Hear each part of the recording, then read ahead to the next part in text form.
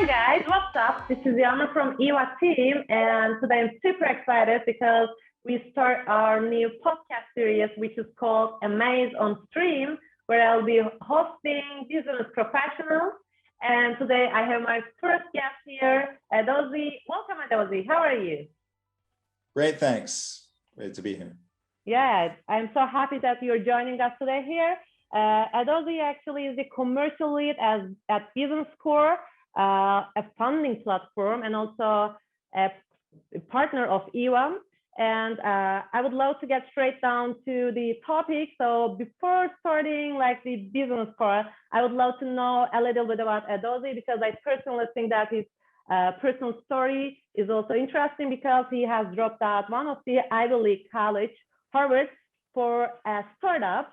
That's why I think that he is a natural risk taker, and that's very very suitable characteristic for startup employee, I believe. That's why I would love to hear about you a little bit, Edozie. Yeah, sure. So yeah, I originally started doing computer science at Harvard University Extension, and was focusing a lot on building software that meant a lot of things to people. And I think, I had a passion for fintech and finance, and moving on, we eventually went on to blockchain, crypto, worked at a bank, and now I'm the commercial lead at Business Score, the first commercial lead at Business Score, making sure that we help businesses and e-commerce businesses get funding for what they really need. That's great, actually. That's great. So I would love to also hear a bit more about your story at Business Score. Like, how did you start it? How did you start there? And that's an amazing platform, I believe, because that's so easy to get funded, and that's not that easy if you are a small business. If your valuation is not so high, it is so hard for some of the businesses. We know that, and I think Business Score is making it very easy. And that's why I would love to hear the main idea of Business Score. Sure. So Business Score started in 2019 summer as a consequence of the Y Combinator cohort, which is a really awesome cohort back in San Francisco. And the main idea behind it was to build out a proper panel way to connect one business with one application to as many lenders as possible, or as many financing options as possible. And so what started out as an idea fleshed out and became a much more robust and concrete application, including a widget, which Eva is implementing right now. Does score the business. And on top of that, we have an API where we have challenger banks using it as well, and a couple other really great massive partners in the pipeline using our widget as well. The main focus is to make one application that you would just set up, sign up, and then immediately get offers from lenders as we sort of channel them all into one feed. Yeah, that sounds great, actually. So as I mentioned before, Business Score is a partner of Eva. That's why we have a new platform, not platform I would call, but we have a new part which we call Business Score, Eva Business Score Widget. And I personally again think that that's very easy to get funding from this platform, because that's there is not a lot of paperwork. You're just clicking on one button and then your valuation is in front of you. That's so amazing in my opinion. What do you think about it? How does it work in general? What is the process of this Eva Business Score Widget? Sure. So the first stage is, you would step into the widget and give your information about your company. That the company's registered number, the details of the company's called, the trading name, and more importantly, how long you've been trading for. And this is mainly because most of the lenders, they want to figure out how long you've actually been active rather than just when you've incorporated. So those are two differences that are really important to get out from the get-go. The second part, after you go through and fill in your company information, we're going to figure out how you as an applicant fare out. So they want to see your own information and your 3 years of property details. So it's just general information that lenders will use to figure out, are you actually who you say you are, KYC, etc. It's standard procedure. And from there, the last step to figure out what the last bureaucratic step is, figuring out what you actually want to get. So how much you want to apply for, and for what purpose you want to use the funds. So if you want to apply for $60,000 or £50,000, you'll just be able to pop that into the widget. And if you want to figure out funding for daily operations or loan refinance or marketing ad spends, or for example, for hiring new employees, all of those are options in which you can sort of tap and send over to the lenders. Once that's all been sent through, you'll then be pushed through to upload some documents, which you might need. And the last step, is getting that over to the lenders. Once you've uploaded your bank statement and your e-commerce sales data, which really just needs to be your Amazon sales data, Shopify, if you are using Shopify as well for whatever reason, and any other platform that you might have, you'll be able to upload the information through to that section.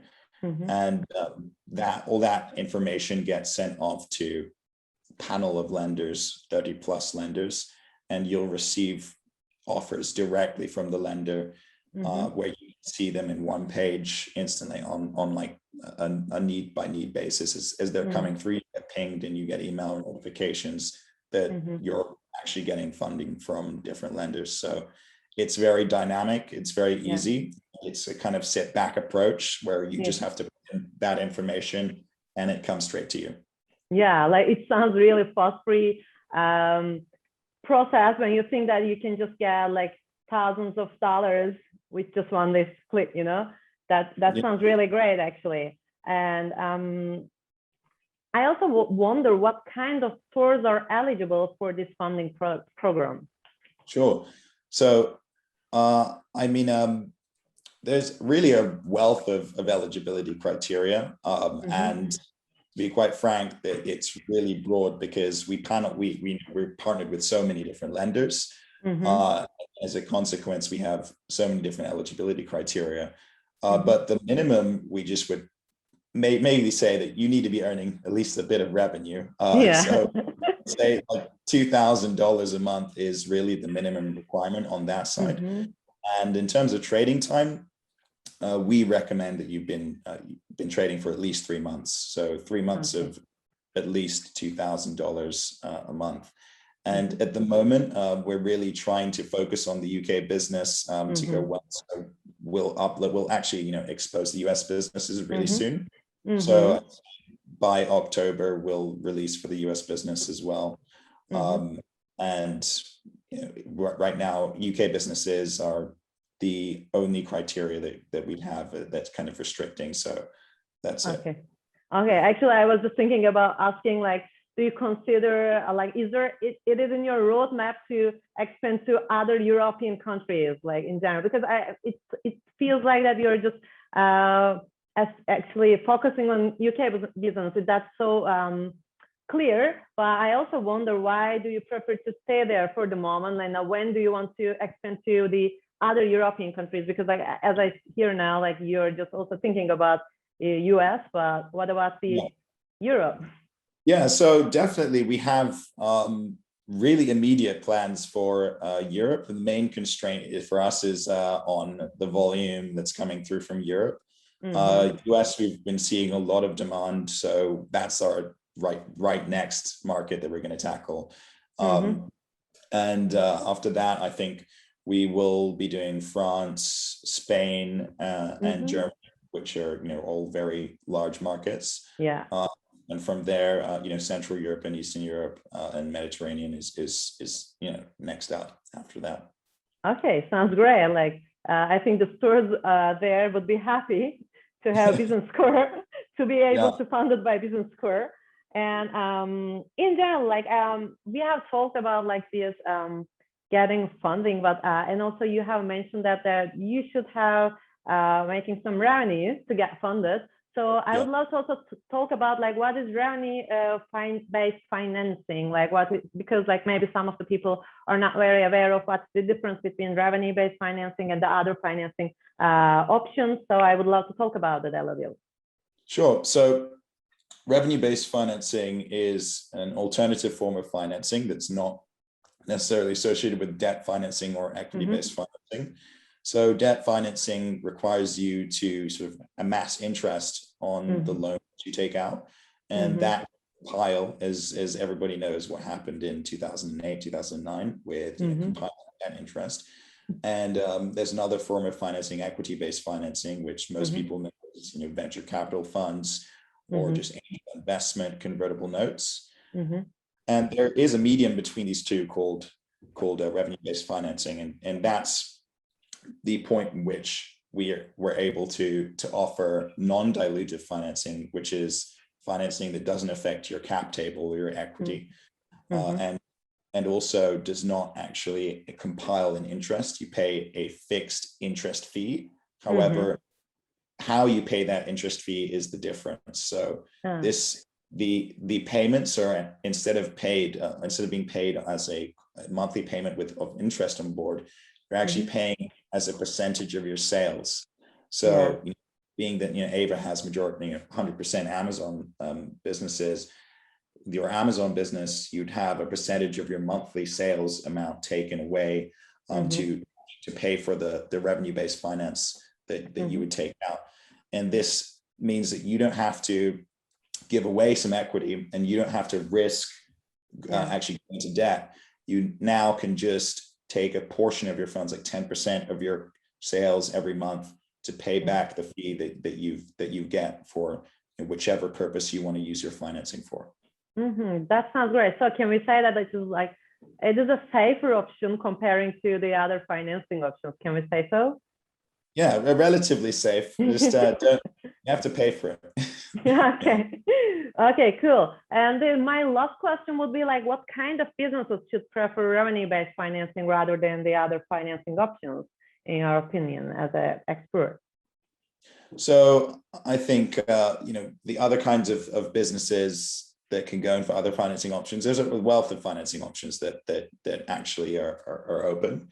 So there's term loans, which are the standard kind of interest payments that you see, monthly repayments. Credit lines, where you can draw down from a credit facility ad hoc. So as you want to draw down from credit, you can actually just say, okay, I want to take out some money from that credit line. There is secured financing, where if you have actual assets in your repertoire, whichever store you have or your warehouse, you can secure your loan with those assets. For example, with delivery trucks or with large items that would be of value, you'll be able to get a secured loan on that. And there's many more. We could go on as to how many financial products there are. And the businesses in general are able to get all of those types of funding accessible to them with that one click. So this is kind of another value point. With the score, you don't necessarily have to apply to all those different types, or even have to do too much figuring out what those different types are and what they mean to you. We kind of have this homogeneous single screen where you're able to see what they are, how the repayment is, what types of payment terms you're going to be taking, and how much money you're going to have to pay at the end of the day. And so you can easily compare each type of loan to each other in one screen. So it's not you're flicking through different pieces of paper and figuring out which type of loan is which, and the prospectus is of different loans. So it's going to be a lot easier for customers to figure out and weave their way through the jungle of financing this way. That might be very time consuming and also overwhelming sometimes to just search all these options for the businesses, I can imagine. So I believe that what Business Score put on the table at the end of the day is the ease of use and that's the novelty that a business score brings. And I believe that like the customers of Eva can also get the best of it, like best of the business score and the most of the business score also, like because it's so easy. And also we know that like Amazon businesses are in a very challenging environment. They're just running their business. So that's why like getting funded might be very relieving at some point. That's why I believe that that's also very good. Actually, that's all what I want to ask and talk about the revenue-based financing and business score for today. Thank you for coming on here, Edozie. That was great to have you. Very good to be here. Thanks a lot. Yeah, thank you. And you guys out there, stay tuned till the next time. And for you guys out there, stay tuned till the next time. And don't forget to subscribe to our channels. And also, if you want to check Eva Business Score Widget, you can check it out from this link. And see you.